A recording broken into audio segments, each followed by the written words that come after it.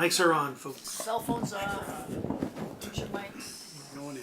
And never.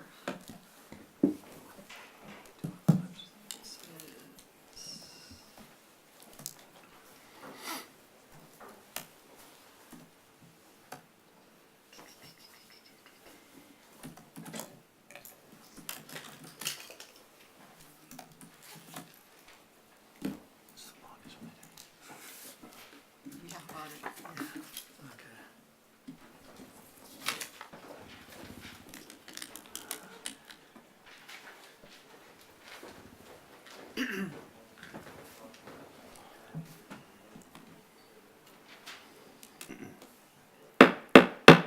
I'd like to call this meeting to order for the Historic Preservation Commission for Tuesday, December 18th.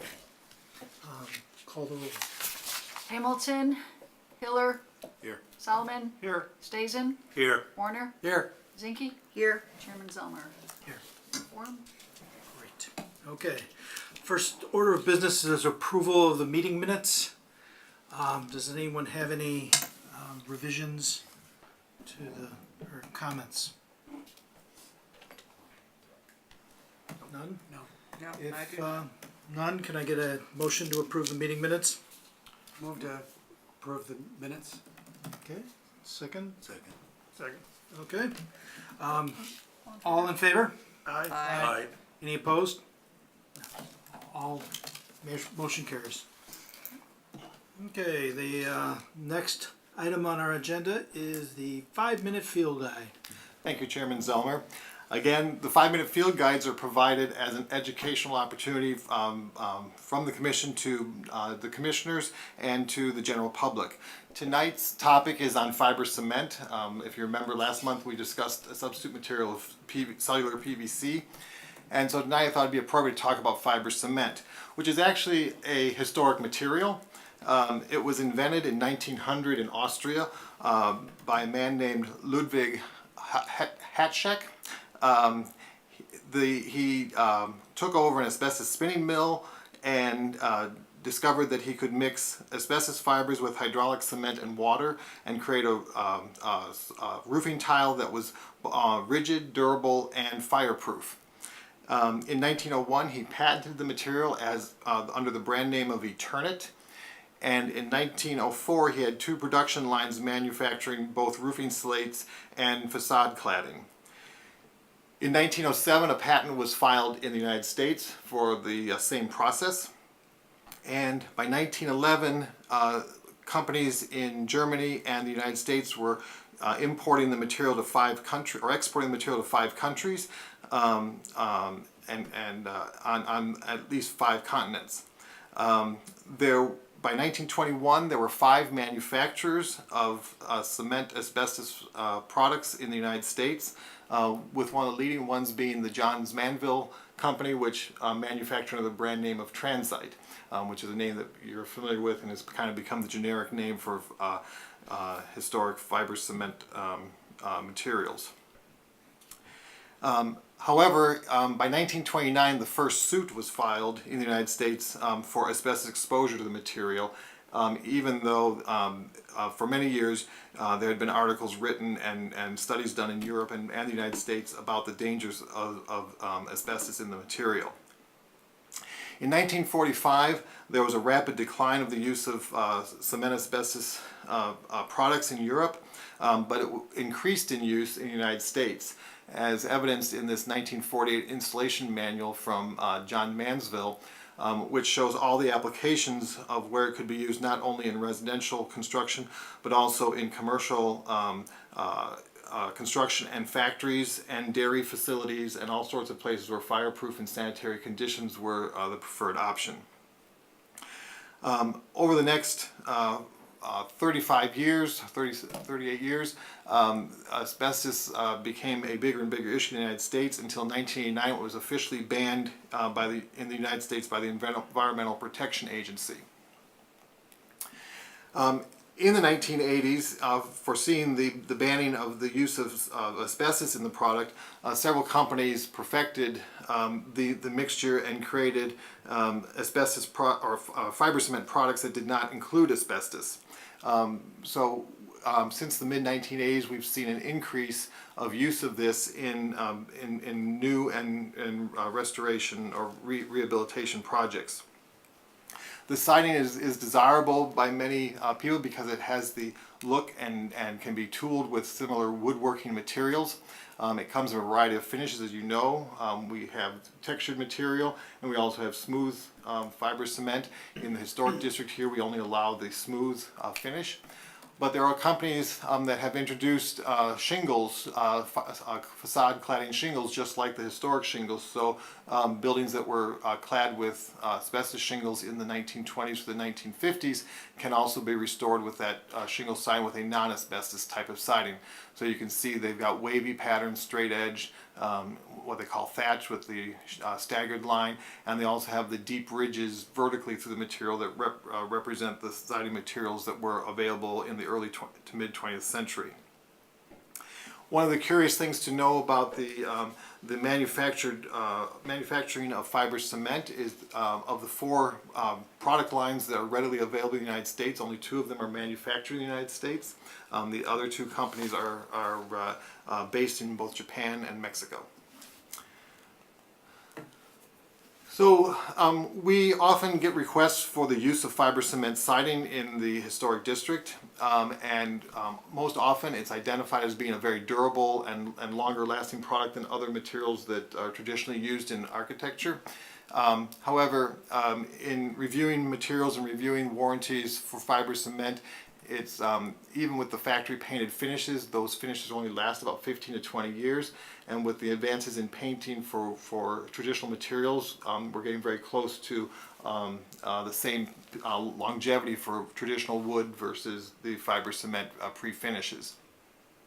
The other problems that occur with fiber cement is often after the 1-year construction warranty ends, and it's due to improper job site handling where the product was mishandled and small fissures occur in the siding that only show up later on, and the product begins to fail. And so it is not a fail-safe material. And also, as you can see in the lower image here, you can see where the siding is abutting the roof shingles and it was not properly flashed, the ends were not properly repainted and sealed. So the fiber cement is susceptible to moisture getting in and exploding or deteriorating the material if it's not flashed and properly sealed and painted. And then one of the questions that we've dealt with here at the local commission is the compatibility of trim materials. There are fiber cement trim boards and things available, but the installation of those requires special care. So often we see that the materials that are being combined with the low maintenance fiber cement is either traditional wood, engineered wood, or vinyl or aluminum products. There are questions out there in the industry as whether fiber cement is an energy efficient product. Several testing companies and laboratories have rated fiber cement at the lower spectrum of energy efficiency of exterior cladding materials, as highlighted in the table on the screen. And then scoring it for environmentally friendly or green as a product is also interesting. You can see that it's one of the higher categories. It's the 3rd column on the lower exhibit, showing the impact on the environment over a series of factors from production all the way through longevity. It does last longer than other materials, and one of the ratings that figures into the environmentally friendly aspect is how quickly it does deteriorate within a landfill. So it is one of the materials that does last a fairly long time in a landfill as well. So not surprisingly, experts on both sides of the, in all sides of the industry disagree on some of the findings, but over across the board, this holds pretty standard. So the question gets to be is whether fiber cement is an appropriate substitute material for historic buildings. Again, there's large disagreement and varied interpretations amongst the various communities who have historic districts. But by and large, most communities with historic properties identify that historic materials should be retained, and that substitute materials are appropriate for new construction or where materials have been so severely compromised that restoration is not possible. Again, the goal of historic preservation is to preserve historic materials and use substitute materials only on a limited basis where they are deemed appropriate for the reasons that I've just cited. So with that, that's just a brief introduction to the history and the considerations for fiber cement. Are there any questions or comments? Is Hardy Board a fiber cement product then? Yes, the James Hardy Company is who manufactures Hardy Board, which is a fiber cement. Okay. They're one of the two United States-based companies producing fiber cement for domestic use. Is it possible that you know the other company's name? Yes, but I'm going to try to refrain from doing any advertising or not for companies. Oh, okay. If you'd like to know, I can share with All right. share with you one-on-one. Any other questions or comments? Well, if that's it then, thank you, Michael. That was very informative. The first case is a conceptual review project at 21 North 4th Street. If you can introduce it, Michael, that'd be great. Thank you, Chairman Zellmer. 21 North 4th Street is coming forward as a concept review. It's a proposal for an addition to an existing commercial office building. It's located in the northern half of our local historic district, and it's part of the North Geneva Historic District listed in the National Register of Historic Places. The property has evolved. It originally was the site of a church parsonage or rectory until about 1967. The Gibbs family lived in the home and eventually purchased the north 118 feet of the property of the lot. And sometime between 1967 and 1970, they built the present building. The Gibbs Shoe Company store was in business from 1962 to 1976. So the majority of the time the Gibbs Shoe Company was in business was in this building. Around 1985, the Guichet Shoe Company from Glen Ellen purchased the Gibbs Shoe Store after William Gibbs died, and they completed an exterior remodeling of the building. So what we see here is a 1985 era remodeling. And then in 2015, it was purchased by GWF Real Estate Holdings, the present owner and occupant, and they completed an interior and exterior remodeling that was approved here by the Historic Preservation Commission. Primarily that included the addition of some additional windows on the street facades where it had previously been brick walls. The proposal is to build a extension to the south that would mimic the architecture of the existing building. The area that it would be built is the existing parking lot on the south side, highlighted in yellow on the image on the screen. It does require the removal of some existing parking spaces, so based on the Commission's determination here tonight, that information will be passed on to the Plan Commission for their consideration of the removal of the parking, and the applicants would have to contribute into the parking fund. But other than that, there are no real zoning issues. The lot can be built out 100% as being proposed.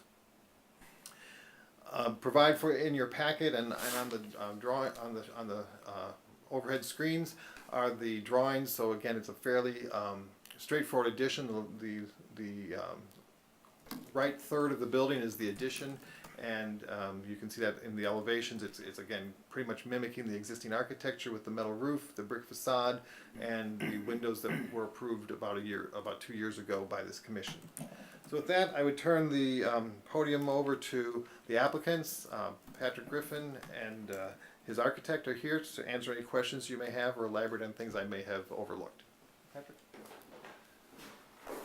Thank you, Pat Griffin. I don't really have anything to add to Mr. Lambert's presentation. Myself and Dave Whittick, our architect, are certainly happy to answer any questions you might have.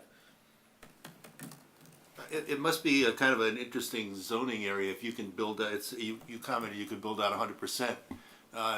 It seems that across the street and on Hamilton, there's that setback similar to that you find on 3rd Street. Is there any setback on the south into the parking lot or anything like that, or The entire parking lot can be built on this. right up to the edge? Yes, there's a lot of idiosyncratic zoning in the downtown area, and this is one of those areas that allows for complete lot coverage. Okay, even though, like right across the street, they're all setback houses. That Yes, way. there's I don't have the zoning map with me, but, because I don't normally deal with the zoning, but Hamilton Street has its own zoning classification practically in that area. Okay. Yeah, because it seems like you were set back a little bit on Hamilton Street, so I was surprised that you could build straight out to the edge on the other side. But Right, yeah, it's for whatever reason, it is a zero lot line zoning on that, at that location.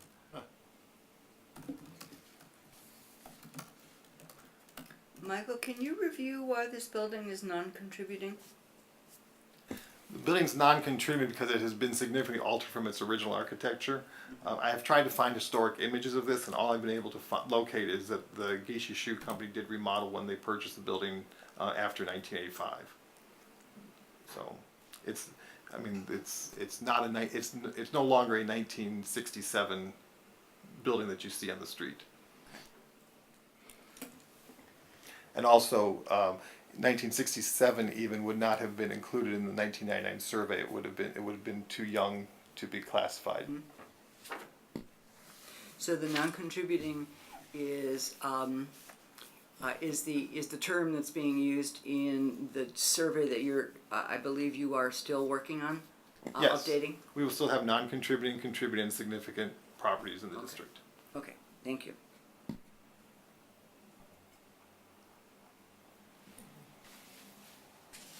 Any other I have no questions or cons- comments? yeah, no concerns with what you've proposed. I'm just curious, are you replacing the windows in the existing portion So to what match we're the doing, addition? if you look at the two southerly facing windows that are basically top to bottom, we're gonna remove those obviously. We're gonna replace those with, and I don't know if you have the other slide, we're gonna replace those with, on the top, or on the bottom half of the screen there, you'll see the three windows that come across. That's gonna be the new south facade. We find that the southern exposure with the floor to ceiling windows, it's really difficult to keep those rooms either not really hot or not really cold. So we're gonna go with traditional windows in those For these instead. three that are being added to the south, will those match the? They will three- match the existing, and also the three on the right and the bottom will match the existing as well.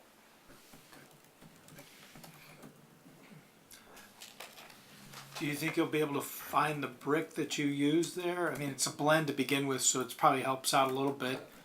That's probably going to be their biggest concern, right? Until we go to a brickyard, it's quite, Yeah. So we will have, hopefully, yeah, we will have some brick, I guess, to use, and that we can, mix throughout. Not obviously enough for the entire elevation, but we've got the entire existing south elevation that we can hopefully utilize for some of it. And we actually did that when we did the current, the most recent remodel, because we moved some doors around and patched it with the existing brick. It worked out nicely. And we will require a brick sample when they come back in for permit review. So Okay. you'll be able to see the actual brick that's selected. Yeah, that's my only concern is you're not really having, is to find that brick and then, there's no real good way to break the facade to give even relief of a different type of brick. So, Agreed. That's a challenge. but it's luckily it's a blend, so you should be able to get something that gets relatively close. Any other comments or questions? Paul, do you have any issue with the new addition being flush to the building now without a break between? I don't really have, I mean, it is kind of what it is. I mean, and especially since it's so symmetrical now, I think that it would look different if it had a break, and I don't think you could get much of a break even if you wanted to. Are you on the back property line also? Yeah, it's property line to property line, front to back. Yeah.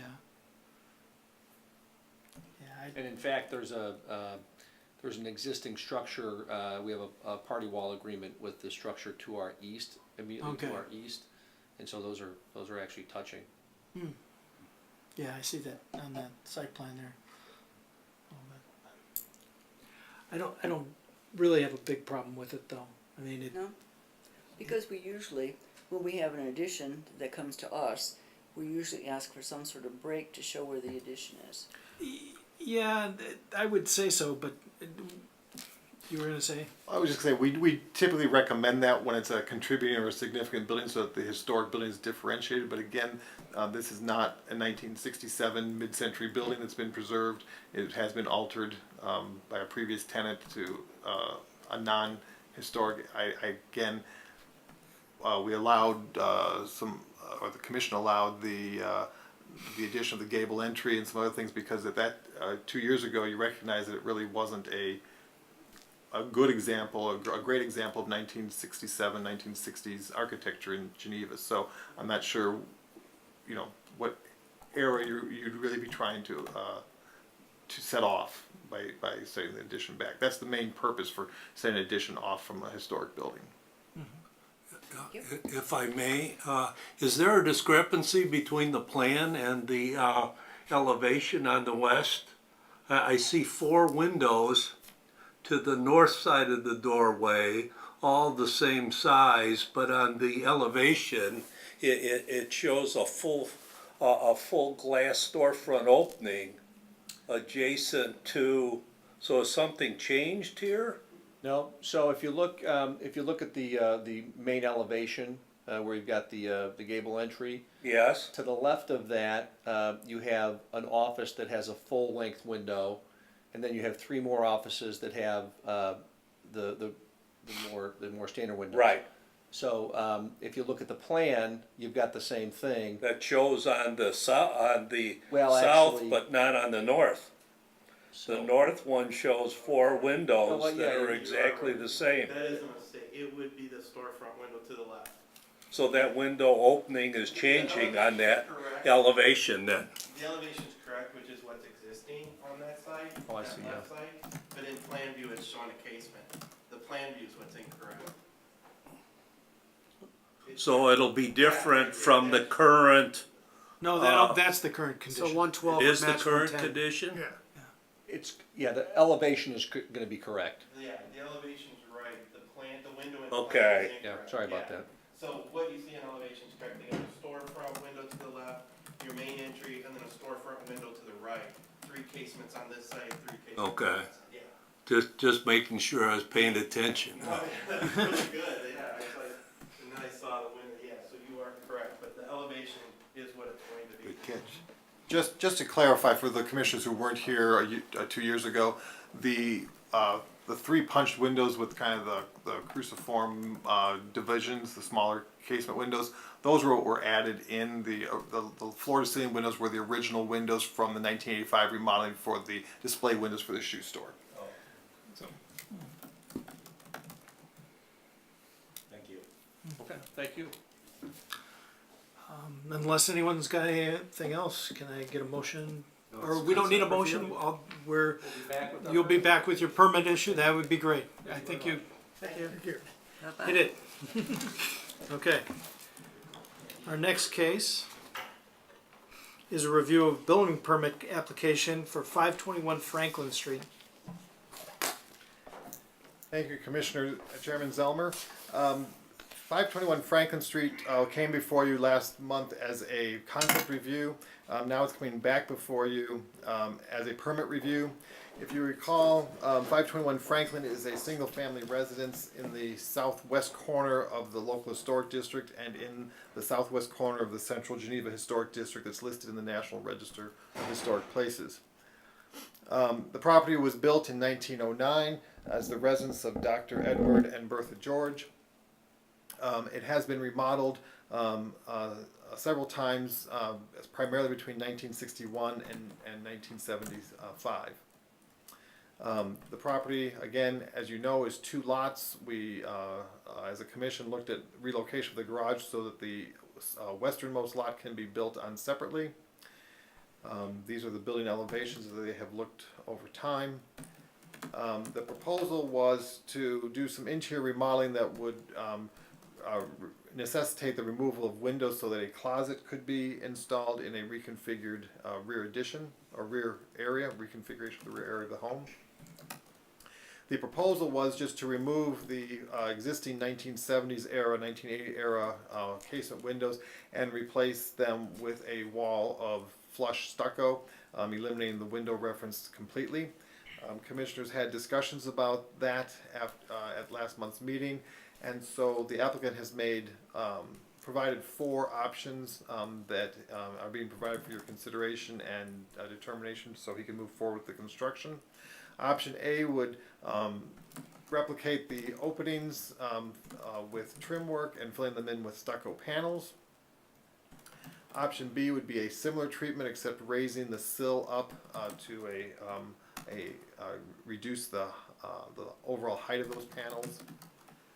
Option C is reducing the height of the panels even further and then considering putting a darker colored stucco in the openings to replicate the idea of a window. And then option D is a clean lined reference with just the stucco but with a band running through it to provide some architectural relief. Again, to be reminded, the commission is looking at this because currently that side of the home is visible to the street. However, the long-term plan is that would not be visible to the street once a new home is built on the adjacent lot 6. And so if the house were on lot 6 today, we would not be considering anything at the rear of the home, but it is being reviewed because until that home is built, it is visible to 6th Street. So with that, I would turn it over to Todd Augustine, who can go through the options in further detail if he needs or answer questions you may have. Good evening, Commission. Again, I'm back in front of you for this matter. I don't really have anything to add other than I guess I would ask that the Commission consider letting me do just plain stucco like I originally proposed. I've met with 3 architects who all work in the Geneva area and showed them the options. One of them obviously was the architect who drew this. And the concern that immediately comes up is this is not necessarily a strong historical item on the house, and we're trying to dress up something that it may make it look stand out more and actually be less appealing. It's not a cost consideration for me because it's just trim, so it's not that at all. I'm not trying to save money. I'm just trying to do what it's going to look right and maybe not draw attention to that area. So that's really the the only other thing I have to add is that I got some additional opinions, and if you do it in stucco and it needs something, then we add something. But I hate to be bound to something that we're all trying to, as they say, put lip. I won't use that reference, but but you know what I'm saying. So I'm interested to hear what you have to say. Well, I believe I was the one that raised this issue last time. So I guess from my perspective, since we're not really critiquing a specific design, out of the 4 options, sometimes more options are worse than less. Do you have a particular one that you favor? Well, other than just plain stucco? Yes. I guess it would be, I think it's D, Michael, if we could go to, Okay. yeah, right there. Again, it would be closest to my thoughts of just not trying to put something on there that doesn't really belong. Okay. So. Well, as I recall my original comments regarding intent, it was simply to give a suggestion on that elevation of something similar to what was being removed. And we could go through all 4 options, but again, from my perspective, A and B are probably right from your comment. I think they are a little too busy and probably an embellishment of what was there originally, but I guess I was looking for the E, which wasn't as grand as A or B, and a little bit more detail than C and D. But I mean, as long as there's some suggestion of it, that was my only point originally.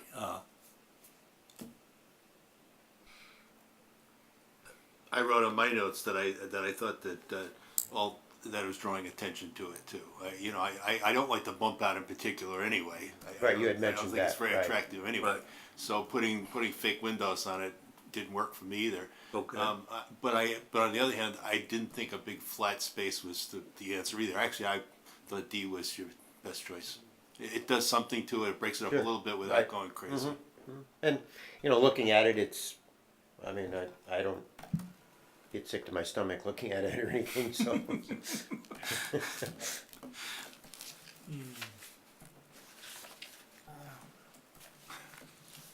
I guess if I have to make an opinion, I kind of like just a clean line and move on. Is that, would you mean option D then, or? Yes. Okay. Mr. Warner, any comments? Just that it's going to eventually be covered up and occluded, so something that is temporarily acceptable. I think a monolithic wall there is not what I would favor. I can't design this myself. Given the options presented, I would support option D myself. Any comments, Ms. Zinke? Well, I think A and B are over the top. C looks peculiar. And I think if those were actually windows in there, which I believe you were suggesting windows inside the closet, that would make sense. D is too simple. So I'm with George. I would have liked an E. But there is no E. So I guess I would be relatively happy with D. If I may, I kind of left it open-ended there. I could probably live with option D if that's the consensus of the commission. Question for Carolyn and George, would option E have maybe a single faux window there, maybe lining up with the one on the second floor? No, I guess what I would, if I was drawing this, I would have put in at least two horizontal lines or panels, two or possibly even three up at the top. So I would make 1, 2, and 3, probably in the top fifth of the opening. That's what I would do. But as I said, I would be happy with. I mean, I would be relatively okay with D as it is. Well, I think that my opinion, and it becomes an opinion thing because it's all about aesthetics at this point. Right. But you really you've come back with something that breaks it up, and I think D does that in a subtle way that isn't so. That's fine, and I think that it does need something. So, Agreed. my opinion would be D also. Does somebody want to put together a motion? And how, Mr. Lambert, how should we state D? Because I guess that they're asking for our opinion, right? Yes, I think it's appropriate that there's been alternates presented, so tying it to the options that are presented would be appropriate.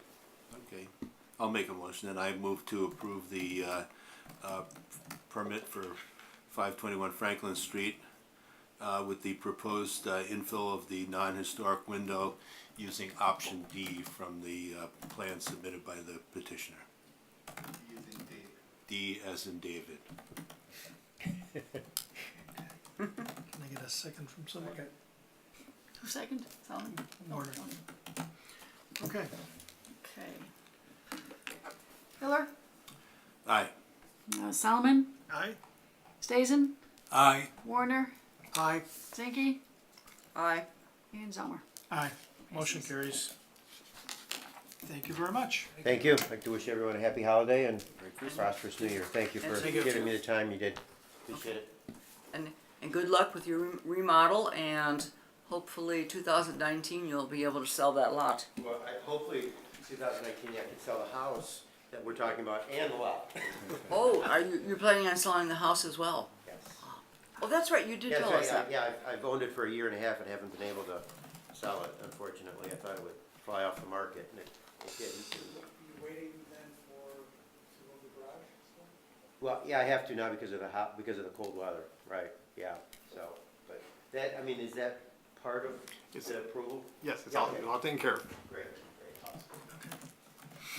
Okay, Again, Okay, thank you. Okay, our next item is the secretary's report. Just very quickly, activity has slowed down, but it has not stopped. So there are still permits coming through that are being processed. And that's all I have really to say on that. The Secretary's report also, tonight was the discussion of the draft I presented to you on the reworking of the permit review matrix. I think I captured everything that was discussed last month, but I forwarded to you to review and make sure that this was the direction you were giving me. So if I've caught it all, that's fine, you can just let me know that, but if there's something I've missed or something you wanna go back and revisit, now would be the time to have that discussion.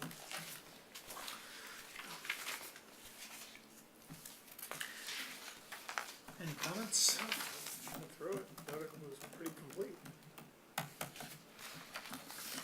Mr. Hiller, you have anything? Place, yes. Actually, I thought most of it was very good. I did have 4 points in there on the signs. On page 3, signs new attached, signs replacement unattached, and on page 4, signs freestanding and signs replacement freestanding. I understand that there's the sign ordinance and sign packages and all of that, and it's, for the most part, it's pretty much cut and dry doing signs. But on the other hand, I think it'd be, I would hate to give that away completely, because I think there are times when a sign may be not fitting the historic character of the building, or it might be covering some kind of a historic ornamentation or something like that, and I think it would be to our benefit to be able to share that with the people that are doing the petition. Not that I don't think you wouldn't notice it, but I just think sometimes when they come in, if they hear it from a group that, you know, this sign, yes, it does fit the ordinance and it's allowable, but it's a little big for that building. It doesn't hit this, quite, you know, work with the historic character. That it might carry a little more weight. So I'd kind of like to see that one go back in our. Would you want to see it for both significant and potentially significant, or would you want to see it for all contributing significant? I think it would probably be best just for potentially significant and significant. I mean, I don't know how you feel about that. I mean, We will be removing potentially significant in the near future because that's not a category in the new survey. yeah. That I have no problem if you want to review them. I mean, since I've been here, signs have all been administrative review except the ones that have changed in the gray shading, which are the freestanding signs. So that's fine. I do need to underscore though that the review, if you do review sign faces here, we cannot regulate content. No. And also we cannot take away something that's granted to them by the zoning ordinance. So, Right, but there have been times when we've discussed size and placement, and they take our advice into consideration and do it. correct. So I just would like to not give that, you know, that We'd like ability to take to that ease. back. So that's fine. That's fine. Freestanding signs, like I said, I have no issue with that coming back to the commission because there are times where I have actually brought some freestanding signs to the commission because I didn't feel comfortable approving them myself, but by and large, most of them I have approved. And like I said, as far as the ones on page 3, all of those currently are being reviewed administratively at all levels. So if you want to take some of those back and put them under HPC review, we could do that. So that would only be for significant. Only for significant Yeah. would be fine, yeah. So all of them on page 3? It would be signs, freestanding, and signs attached on page 3 and page 4. But not those that are consistent with an approved sign package.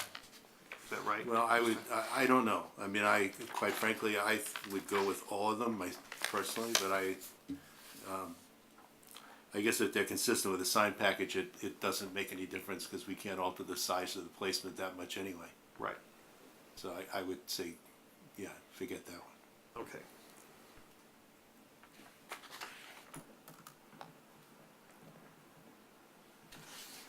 Michael, as I look at this real closely, I don't see that you made much in the way of changes. All the gray items are changes.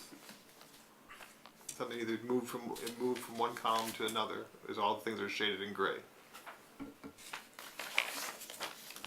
trying to catch up with signs, freestanding.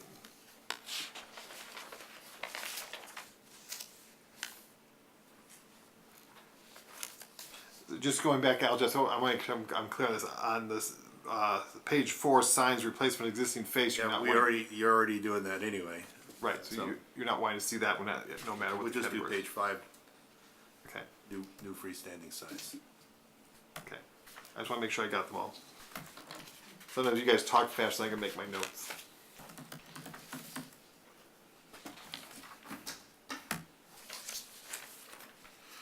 So everybody did understand in this that the blanks, the cells that are gray with no X in is where they had previously been commission review items. And so if there's a shaded gray that's now has an X in it, that's gotten moved to an administrative function from full commission review.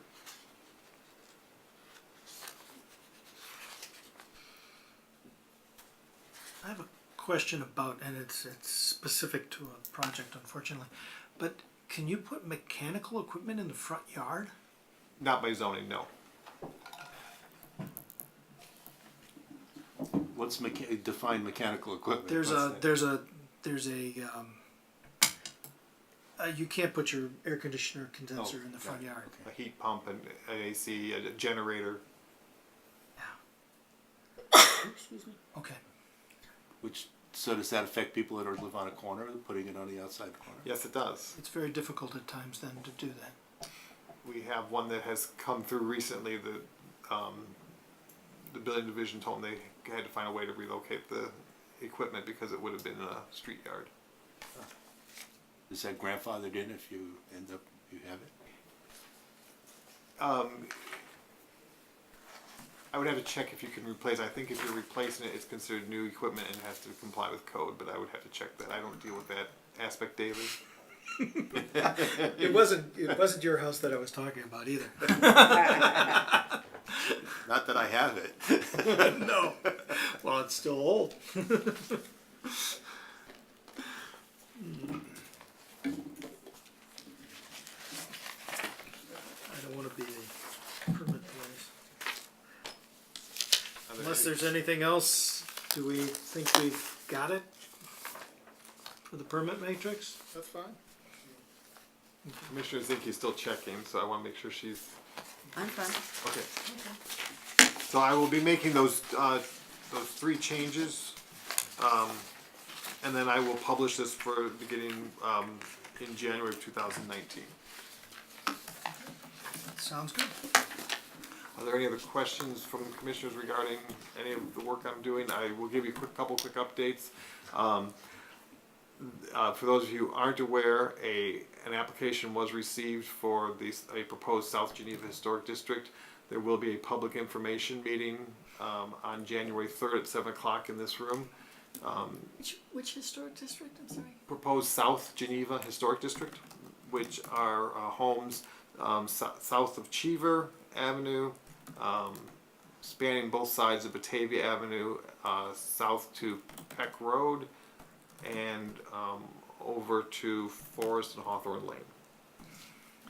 It's a real gerrymandered looking somewhat, Jerry. It is not gerrymandered. It is neighbor to neighbor for the most part of neighbors wanting to come in, neighbors not wanting to come in. The public information meeting, for those of you who aren't aware, is not a public hearing. It's not being held by this commission. It will be run by me, and it's an opportunity for me to explain the process and the impacts of designation. Public testimony, opinion, and comment will be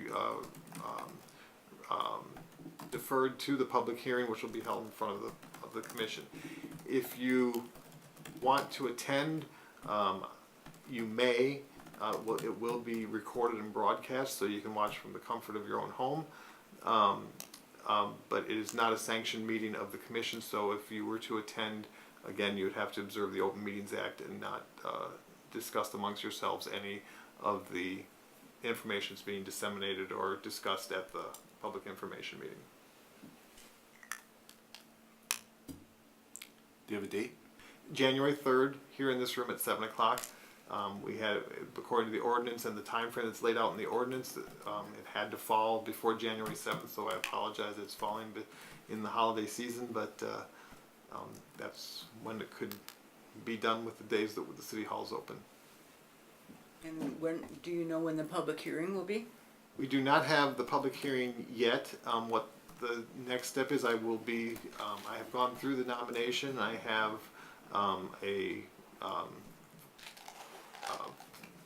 fairly lengthy revisions I'm requesting to the nomination. They have 30 working days to return those to us. So depending on what time, when they return them to us would be when it would be scheduled for a public hearing. I see. And who is they? The applicants were... The 5 or 6 names on the application?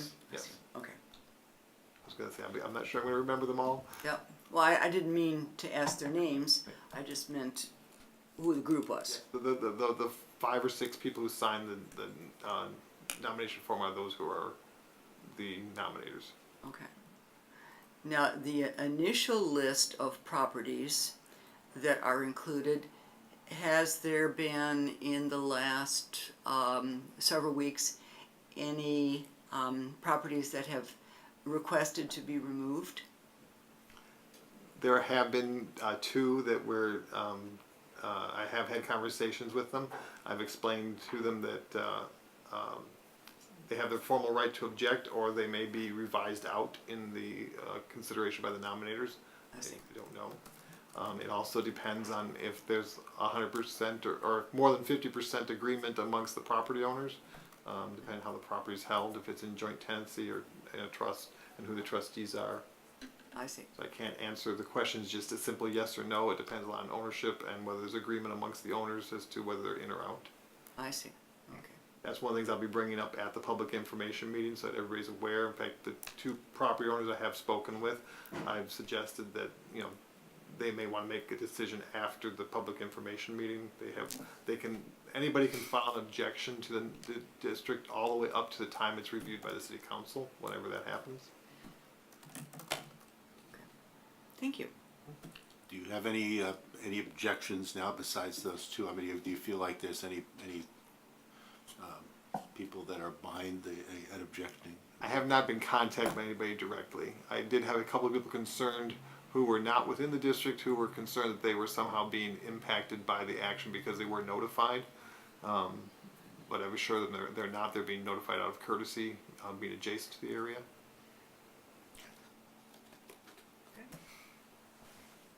Have you been contacted, or any follow-up on 428 Ford Street? Yes, we have received some comments back from the owners. 428 Ford. I have a meeting with one of the aldermen who's been having some discussions with them to just understand what has transpired based on the email I received. So, but I have not had direct contact with them. So I suspect that there will be some action on that coming up in the upcoming months. Action coming to us? I'm not sure because I'm slightly I'm slightly confused as to where things stand right now. Oh, okay. That's why I'm having a meeting. Okay, thank you. Okay. Unless there's any comments from new business from the commission? Any from the public? Well, we have no public right now. That was okay. Can I get a motion to adjourn then? Motion to adjourn. Seconded by? Second. Okay. All in favor? Aye. Any opposed? No. Motion carries. We're adjourned.